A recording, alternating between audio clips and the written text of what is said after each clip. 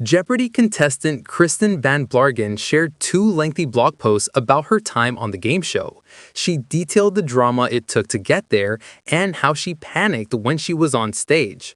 Van Blargen from New York, New York, played against James Corson from Frederick, Maryland, and Brian Neves from Gambrills, Maryland on Wednesday, March 12th.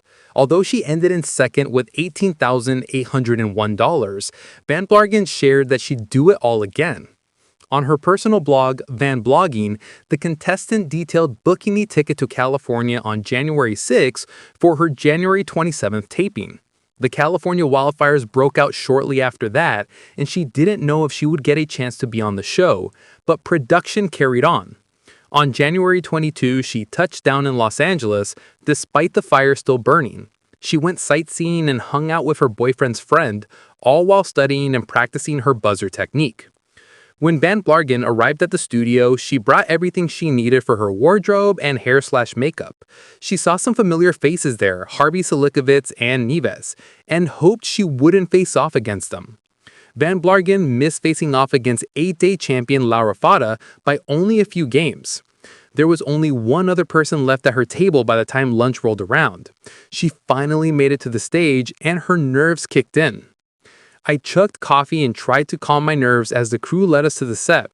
The stylist touched up my lipstick, rolled a lint remover along my blazer, and pulled my hair back from my face. I climbed onto the riser behind the lectern, adjusted for my diminutive stature, and pasted on a smile as the cameras rolled. By the time they announced Kristen Van Blargen, a writer from Brooklyn, New York, my cheek muscles ached from smiling, Van Blargen showed. On her second post, Van Blargen said that she panicked a lot during the taping. She got the first daily double correct, but then her mind blanked on the $1,000 question in movie title characters. The mistake rattled me. At home, I would have nailed the next two clues, but on stage, I didn't even hear Ken read them. I composed myself in time for a clue about an English pirate. I was about to ring in with Blackbeard, she wrote. And the contestant should have, because she would have been right. She also second-guessed herself a lot, causing her to not buzz in on answers she knew. I continued to beat myself up for fumbling my early lead, Van Blargen wrote. Van Blargen grounded herself during the second commercial break and saw her boyfriend in the audience, who waved at her proudly. Van Blargen got a rule reversal, which put her total to $1,200 and gave her more confidence. She moved to first place, but Van Neves went all in on the last DD, taking the lead shortly after. By Final Jeopardy, she was only $4,000 behind Neves and had a chance to win, but she panicked. After seeing the clue, in an 1833 story by her, an alchemist assistant drinks a potion giving eternal life, but ends up seeing all he loves die. Van Blargen second-guessed herself again.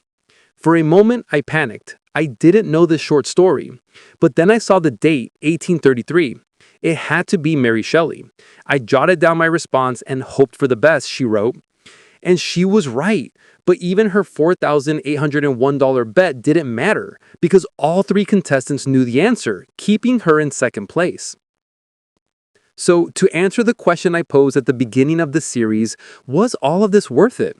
The study sessions, the online leagues, the buzzer drills, the creepy DMs I received after my episodes aired, Van Blargen wrote. I wish I had more time on stage to share wild stories, to don mustard yellow Chanel pantsuits, to make a thrilling all-in wager. But I went for it, and I'll go for it again.